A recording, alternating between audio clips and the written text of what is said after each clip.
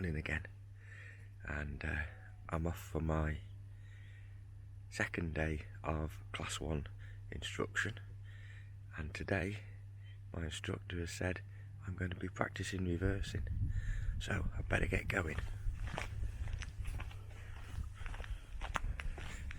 Start practicing now. God, it's a long reverse to the gate. Got to open the gate. Right, okay, it's enough fun. So, he said we need to brush up on my reversing skills, and I need to stop passing the wheels through my hands like an advanced driver, unfortunately I am, and start palming the wheel round to get the truck going in the right direction when I'm travelling forward. And he's threatened to bring a stick and poke me with it, so I've brought the daughter's stick so he can hit me with this, and we'll see how we get on today. I've been practicing around the garden a little bit, reversing, and I think probably the class 1, I had me don't know if you can see, but I had me car trailer down there, car trailer down there, and I've been practicing with that behind the defender, backing it round the garden the other day, and we've backed it all the way round, and put it, can you see me? Oh, might have lost me with the tracking with the sun. Put it over there behind the car. So yeah, been doing a little bit of practice with you're losing me, slow track. So yeah, been doing a bit of practice with that trailer the weekend, and pulling it round with, there we go, you see, there we go, with the Land Rover there, so I could get it in low box and just let it go. So, off to play with the big boys' toys. Wish me luck. Fingers crossed. I'll let you know how we get on.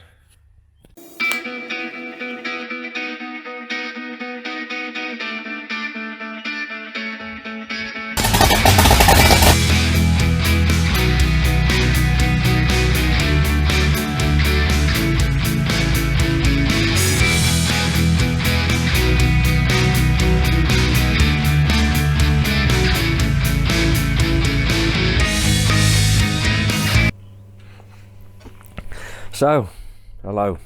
I've taken my glasses off. I've been on my day 2 HGV training, and just got home from it now. Lovely sunny day. Sit in the garden. Cup of coffee. How did it go today? So today we were going to concentrate on reversing, and had a little practice at the weekend. Didn't do me a great deal of good, to be honest. Done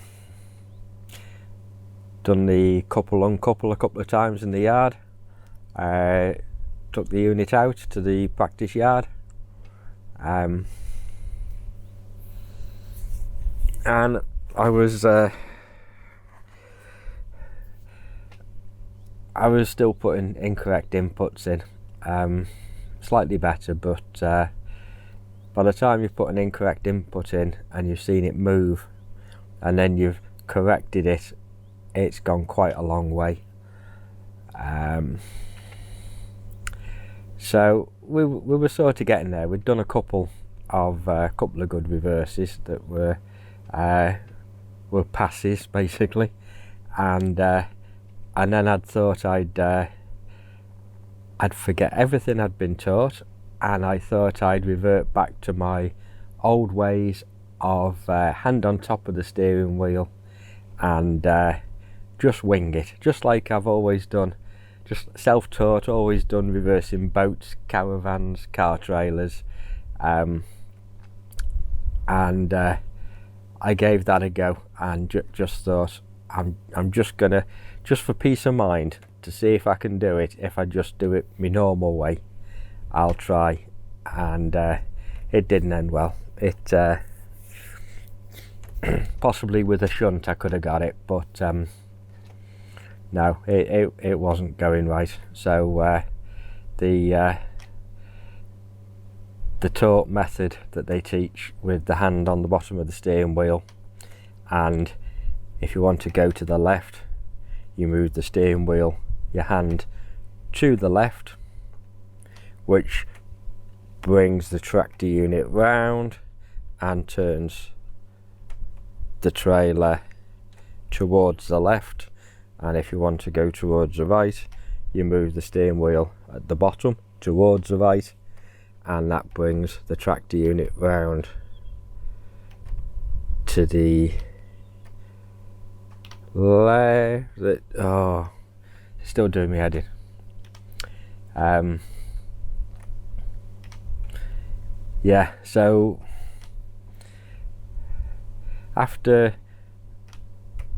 probably an hour and a half, nearly 2 hours, I was starting to get it. And even when I was doing it very slowly, even when I put an incorrect movement in, I had the time to correct it before it went too far. I could spot it going wrong quicker and correct it the right amount sooner without overcorrection or undercorrection. So yeah, we did that. Then we went out for a bit of a drive, went round Deeside Industrial Estate a few times, doing the roundabouts there, getting used to the how far out I had to put the tractor unit so the trailer unit didn't clip any curbs, turning in and out of junctions. Kept being told to crack on, keep going, don't slow down, get some motion going.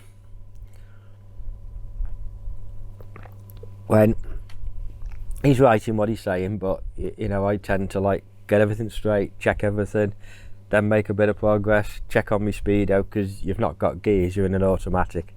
So it's easy to be either under the speed limit or over the speed limit. Just they do build up speed incredibly quickly, considering the size and the weight on these units, and it's very easy just to go, you know, 3 or 4 miles an hour over the limit before you realise you've done it.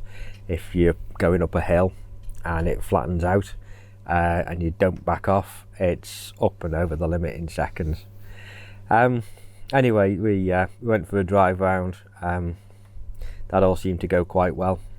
At times I was using too much of the road, and at other times I was using not enough of the road, and getting a little bit close to some of the roadside furniture. On the whole, we got back. We didn't mount any curbs. We got within, I reckon, an inch of a curb at one point, but we didn't mount the curb. The white lines on the side of the road that designate the near side of the lane, we strayed onto them a couple of times, which I was informed could be a minor on my test. Again, in my head, the edge of the road is the edge of the tarmac, and in the examiner's mind, the edge of the road is the white lines that designate the edge of the carriageway. I tended to stay a little bit over to the left hand side, and was prompted to move back to the centre of my lane a couple of times. So it's going quite well. I'm really enjoying it. Can't wait to do it properly, get my test done, and get out there and start learning, getting proper practicing, day after day. And that's the way you're going to learn. But for the time being, I need to get up to the standard that's required to pass the DVLA test. So when we got out, he said that we're going to go back tomorrow morning and do a little bit more practice on the reversing. Maybe have another hour. So we know when you back up, you have to stop within a foot and a half of your tail overhanging a box, and bearing in mind it's 16 meters away, and I'm consistent with that. That was one of my worries. Excuse me. If you overshoot it and hit the barrier, it's a fail. You don't go out on the road, you don't go any further, it's an instant fail.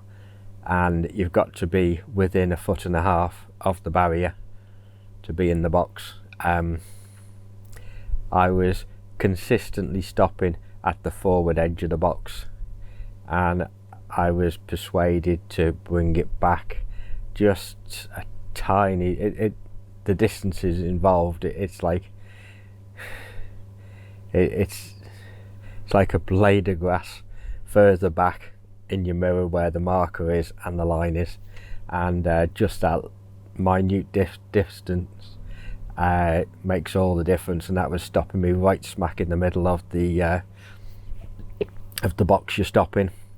I'm aware that it's super critical probably on your head position and your seat height, so that you're in exactly the same position when you're doing your lessons to where you are doing your test, so that the angle from your eyes to the marker on the mudguard to the straight line through to the yellow painted line on the road are all line up. And if you have your seat at a slightly different height, it will adjust the angle between the marker and the yellow box. So I'm consistent. I do spend quite a bit of time setting up my seat height to try and get that the same. And I was the same when I did me class 2 in the rigid. I'd make sure I always had my seat in absolute optimum position, away from the pedals and the height every single time, so that this marker would line up every single time. The last thing I want is to do the reverse and just touch the barrier and test over. So I'll sit in the sun, I'll have a coffee, I'll contemplate on what's gone on today, get an early night, and looking forward to tomorrow. Okay, you know the score. Thumbs up and subscribe if you want to see more of this, and click on the bell icon and you'll be informed when I upload videos. It doesn't cost anything, doesn't cost you anything, doesn't cost me anything. And if it's of any help, if you've got any questions, if you've got any hints or tips on how I could improve, please put them in the comments below. Hopefully it might help me. If it doesn't help me, it might help somebody else following through and doing their class 1. So see you next time. See you tomorrow. Oh God. Okay, here we go. Day 3 of class 1. Being quiet again because it's still a bit early and everyone else is still asleep. So this is going to be my third 4-hour session in a class 1, and this is really going to be my last chance to iron out all of the issues before my test tomorrow morning at 10:30. So from what I've been told, we've got any posts on this today. So from what I've been told, we're going to go from the yard, couple up, do all the checks, go to the reversing yard, bit of reversing practice again. Fingers crossed it's stuck in my head this time. And then spend some more time on the road and iron out any little niggles. Prepare me for my test tomorrow. So catch you later. Tell you how I got on.